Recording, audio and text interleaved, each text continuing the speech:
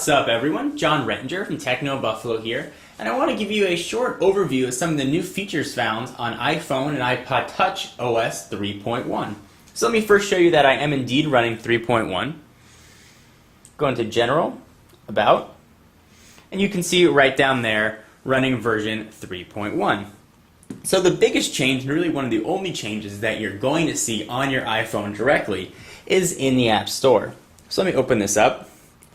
And what you're going to get now is a new Genius playlist that you're going to see in the featured. So you've got New, What's Hot, and now Genius. And once you go through and accept some terms and services, you're going to get access to this full sort of new playlist. Essentially what this is going to do is recommend apps based on your purchase history. So if you're buying a lot of camera apps, it's going to recommend camera apps. If you're buying a lot of racing games, it's going to recommend racing games. Uses a series of very smart algorithms to determine what Apple thinks might interest you. Now some might find that a little bit creepy and you can turn this off and you don't have to use it or send any information to Apple. Some may find it very helpful. So here's some recommendations for me based on things I've already downloaded. And that's generally what you're going to see as far as the updated 3.1. There are some bug fixes behind the scenes. I'm personally hoping for improved battery life. I'll be doing a full demonstration of new iTunes 9 in a different video. But since we're discussing the iPhone and the iPod Touch, it's important to show you one of the features that you get with 3.1 that couples very nicely with the new iTunes 9. So let me go ahead and show you that right now. So I've got my iPhone connected to my computer. The iPhone is of course running 3.1 and my computer is running iTunes version 9. So across the top you get a very familiar interface from what you'd see when you're syncing your iPhone or iPod Touch. Summary, info, ringtones, music, movies, TV shows, podcasts, iTunes U, and photos.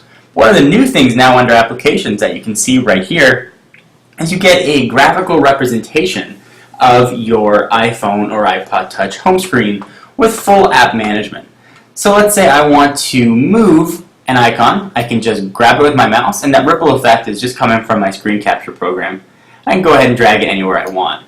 And as I move my mouse over these applications, you notice that I get an X, so I can go ahead and delete them if I choose.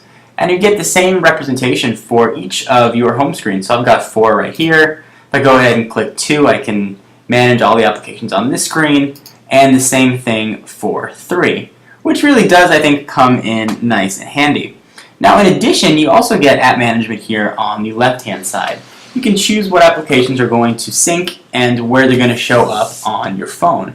So if I go back to my first one, for example, I just go back to number 2, I've got a Bloomberg application that I use to track all of my stocks. Well, here's Bloomberg right up here. If I go ahead and select that, notice that it'll disappear from my second home screen. Go ahead and put it back. It shows back up at the bottom, and I can move it right back to where I like.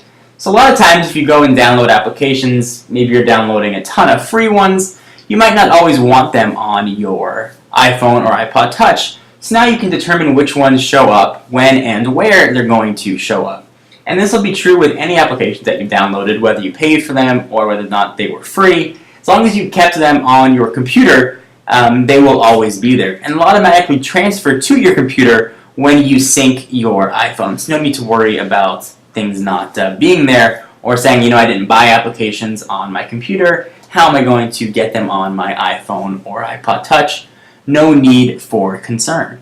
So I'm going to do, like I mentioned, a further walkthrough of iTunes 9, but I thought it was important to show how iTunes 9 worked with iPhone and iPod Touch OS 3.1.